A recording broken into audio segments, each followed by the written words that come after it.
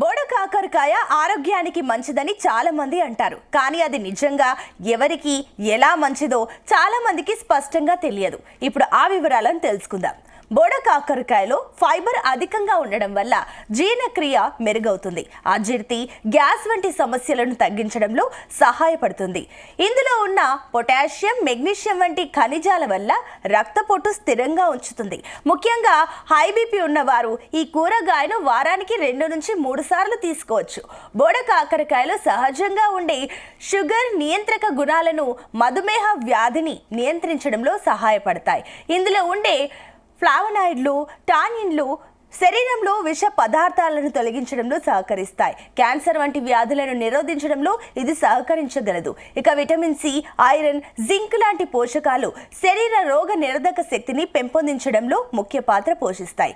చర్మంపై ఉండే ఫంగల్ లేదా బ్యాక్టీరియా ఇన్ఫెక్షన్లను